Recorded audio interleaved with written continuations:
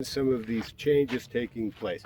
Those of you that have watched my show know that I like to sort of talk about this concept of power, right? That's what government is. It is power. The power to dictate to you what you shall do in life and to punish you if you violate, right? To run an organized society. That is an awesome power. And so when these states got together a long time ago and they decided to give some of their power to the United States federal government, that's correct, folks.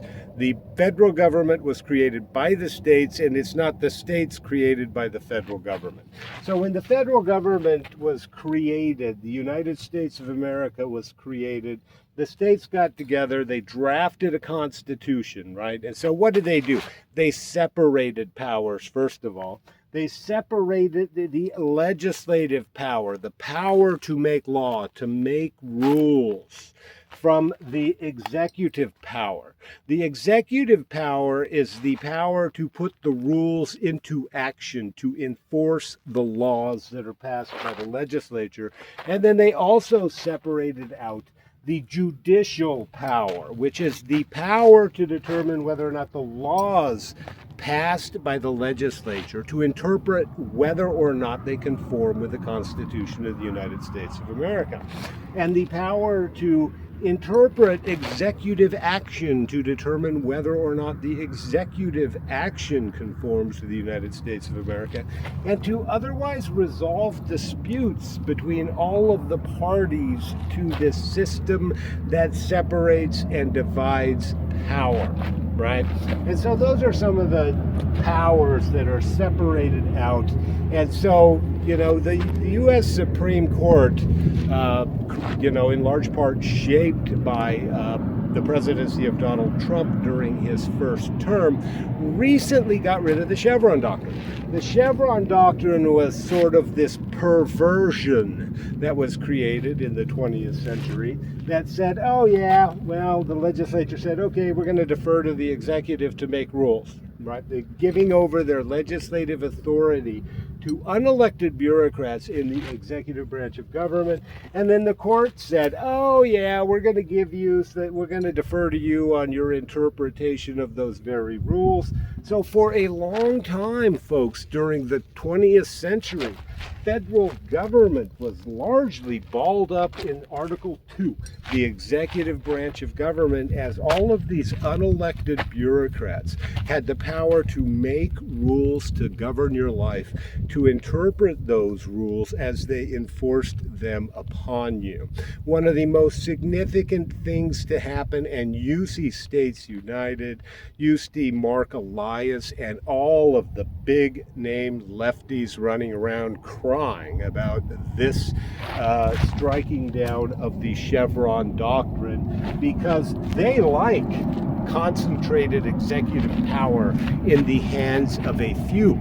That is their vision for democracy, right? We have the knowledgeable people, the experts who will divide out the goods and services democratically to society on their behalf so that we have equality and fairness, and that then is democracy, right? And so that's one of the most fundamental changes that's taking place, sort of a readjustment of these lines between the legislative, the executive, and the judicial branch of government as we get back more to what the United States Constitution was founded upon, and that is, legislature, you want to make a law, pass a damn law, right? Next thing we need to get rid of in the legislature is these omnibus 50 billion page bills that none of these people read. They're actually passed by a lot of the bureaucracy in the federal and legislative branches of government. And so we need to get back to something along the lines of one issue, one bill. You can't ball them all up together. The second significant thing to be taking place right now is this shift in this this division of power, right? When the states come together to create the federal government, they were dividing powers. They were giving some powers to the United States federal government, and they were retaining the other powers for themselves. So Article 1, Section 8 of the United States Constitution, the states delegated to the federal government the power to lay and impose taxes, tariffs, and other types of things, to raise money, because the government can't do anything without money, the power to borrow money, the power to regulate commerce, the power to regulate immigration, customs, border inspection, whatnot, bankruptcy, post offices, the power to wage war, and the power to deal with our military, to raise armies, and to create a navy. The power to promote the sciences and useful arts, and the power to create a common currency and common weights and measures, right? What are all of these powers then that are delegated up to the federal government by the states? In essence, what they did was they created a large free trade zone, right? A common currency, a common set of weights and measures.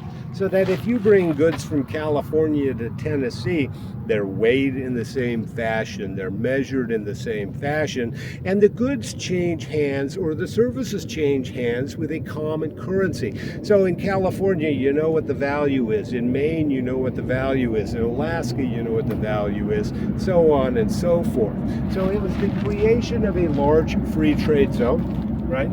Everything's weighed and measured in the same way. We purchase goods and services across borders with a common currency, right? And so, post offices, the federal government has the power to create this common post office so we can have messages delivered throughout the country without a problem. Commerce, the power to regulate interstate commerce, right? To ensure that Alabama's not imposing taxes on goods coming in from Georgia, or to ensure that Georgia's not taxing goods flowing up from Florida. It's this large free trade zone. And then the other powers relate to the war power, folks. The war power, the power to protect America as a whole, because it's much easier for a centralized national government to create a standing army, to create a standing navy, to defend all states equally, right? And so when the states got together, they gave those powers to the federal government, but by virtue of the 10th Amendment, the states said, each and every one of those powers not herein delegated to the federal government are reserved to the states and the people respectively. And so, what's taking place, folks? This line is once again shifting, because during the 20th century, the federal government took a great deal of power. It was not constitutionally empowered to take. Why is that, right? We have World War I, we have World War II, and it's World War II really where the massive power comes into play. But early in the 20th century, you get the United States leave the gold standard and create a fiat currency, right? A currency whose value is determined by law rather than by comparison to something objective like a bar of gold, the gold standard, okay? And so you have that significant change coupled with a couple other significant changes, one of them being the United States federal government's imposition of an income tax on citizens within the United States of America, so that it did not have to rely solely on importation taxes or excise taxes, that type of thing. And so, basically the federal government during the early 20th century, especially as we come out of World War II, becomes this huge, powerful state under FDR, with the national security state grabbing a whole bunch of power. So you see this dividing line sort of shifting. And the net result of this dividing line shifting is the size of this that has ballooned out of control. right? You have the Chevron doctrine that makes these people experts to sort of dictate to all of America what will and will not take place. And then you have this big shift downward as the federal government takes more and more and more power. Department of Education, folks, is not a power delegated to the United States federal government. Donald Trump is 100% correct. It needs to be removed, eliminated, and returned to the states, and if anything, to become nothing more than a repository of statistics that states can go collectively to one spot, look at, and analyze. And so, big changes afoot in the United States of America, folks, and that's why the leftists, right?